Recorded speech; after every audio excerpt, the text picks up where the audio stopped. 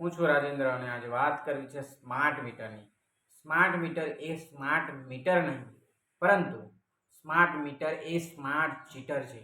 Smart ચીટર શા માટે એવું હું નથી કહી રહ્યો. સ્માર્ટ ચીટર એવું લોકો કહી રહ્યા છે.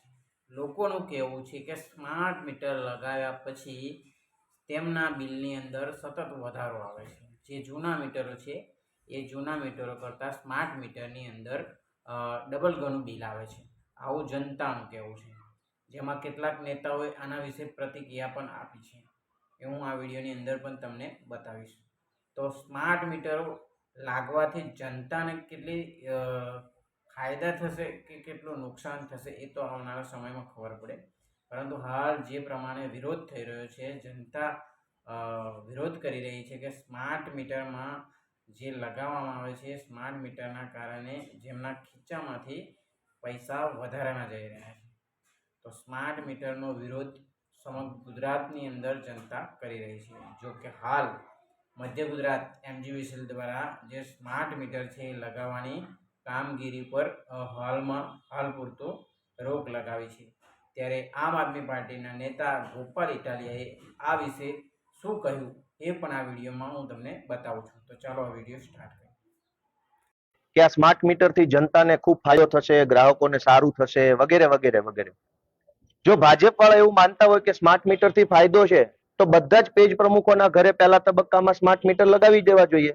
બીજા તબક્કામાં ભાજપના તાલુકા પ્રમુખો, જિલ્લા પ્રમુખો અને વોર્ડ પ્રમુખોના ઘરે સ્માર્ટ મીટર લગાવો. ત્રીજા તબક્કામાં ભાજપના ધારાસભ્યો, ભાજપના સાંસદ સભ્યો, ભાજપના પૂર્વ ધારાસભ્યો અને ભાજપના તાલુકા પંચાયત, જિલ્લા પંચાયત, નગરપાલિકાના સભ્યોના ઘરે સ્માર્ટ મીટર લગાવો. અને ભાજપના પેજ પ્રમુખથી લઈ ભાજપના સંગઠનના માણસોના ઘરે 1 વર્ષ સુધી સ્માર્ટ મીટર રાખવાનું. એ લોકોને મજા આવે તો પછી જનતાના ઘરે લગાવો. જનતાના ઘરે સ્માર્ટ મીટર લગાવવા છે, પણ ભાજપ વાળાના ઘરે સ્માર્ટ મીટરો નથી લાગતા. શું કામ?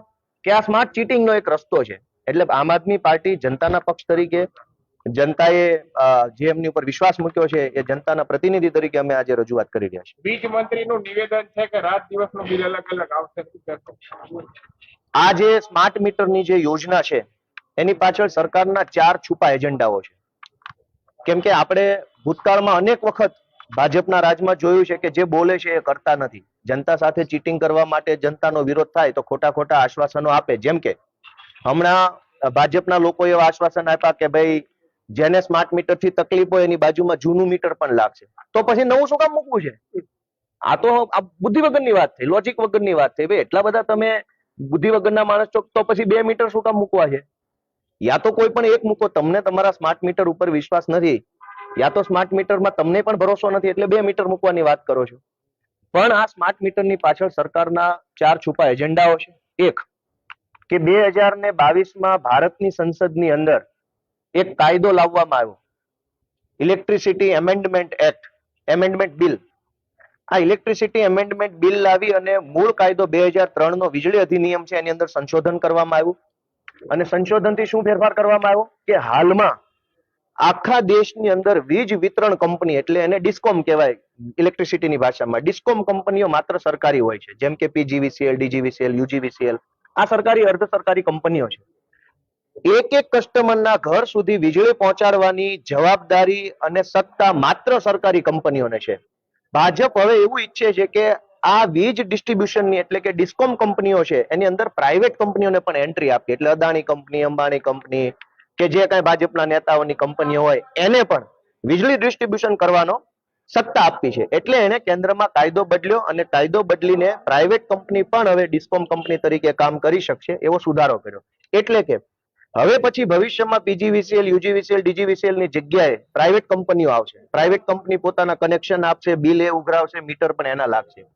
પણ પ્રાઇવેટ કંપનીઓ આવતા વેત જ કરોડો રૂપિયા કમાઈ શકે એટલા માટે એડવાન્સમાં તૈયારીના ભાગરૂપે આ સ્માર્ટ મીટર અત્યારે સરકાર નખાવે છે. કેમ કે અત્યારે PGVCL, DGVCL સરકારી કંપની છે.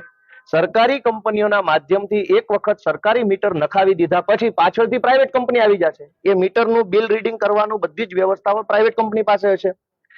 આ સ્માર્ટ મીટરો પાછળનો સરકારનો એક બીજો બદ ઇરાદો છે. પહેલો કે પ્રાઇવેટ કંપનીઓ લાવવા માંગે છે. બીજો બદ ઇરાદો કે કેન્દ્ર સરકારના વીજળી મંત્રીનું ઓફિશિયલ નિવેદન છે કે સરકાર એવું વિચારે છે કે દિવસે વપરાયેલી વીજળીના યુનિટનું બિલ અલગ આવે અને રાત્રે વપરાયેલા વીજળીના યુનિટનું બિલ અલગ આવે. આ કેન્દ્ર સરકારના મંત્રીનું નિવેદન છે 2022માં.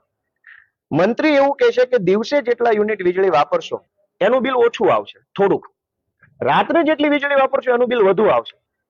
તો ગાંડા માણસને એટલી ખબર પડે કે રાત્રે વીજળીની વધારે જરૂર પડે, રાત્રે લાઇટ પણ જોઈએ, પંખો પણ જોઈએ, દિવસે લાઇટ ન જોઈએ, ખાલી પંખો જોઈએ. તો સરકારને રાતનું બિલ અને દિવસનું બિલ અલગ અલગ લાવવું છે, રાત્રે વધુ બિલ કરવું છે અને દિવસે થોડુંક 1 રૂપિયો કે જે કાંઈ એમની યોજના ઓછું કરવું છે. તો હાલના જે મીટર છે એ એટલા સ્માર્ટ નથી કે એને મીટરને પોતાને ખબર પડે રાત પડી ગઈ કે દિવસ પડી ગયો. સરકાર સ્માર્ટ મીટરોની અંદર એવી વ્યવસ્થા લાવવાની છે કે જેનાથી મીટર પોતે જ રાત્રે કેટલા યુનિટ વપરાયા એ અલગ નક્કી કરશે અને મીટર પોતે જ દિવસે કેટલા વપરાય એ નક્કી કરશે અને એના આધારે રાતનું બિલ અલગ ને દિવસનું બિલ અલગ લાવવામાં આવશે. આ કેન્દ્ર સરકારના વીજળી મંત્રીના શબ્દો છે, જે ગુજરાતના તમામ ટીવીમાં અને અખબારમાં વર્ષ 2022માં અને 23માં છપાઈ ચુક્યા છે. એટલે બીજો બધ ઈરાદો એ છે કે ગમે તેમ કરીને વીજળીના સ્માર્ટ મીટરો નાખી દેવા, આ સ્માર્ટ મીટરોને પછી પ્રાઇવેટ કંપનીને સોંપી દેવા. પ્રાઇવેટ કંપની દિવસનો અલગ ચાર્જ, રાતનો અલગ ચાર્જ લે છે. આ બીજો બધ ઈરાદો. ત્રીજો બધ ઈરાદો પ્રીપેડ, કે સરકાર એમ કહે છે કે પહેલા પૈસા ભરી દો પછી લાઇટ લો.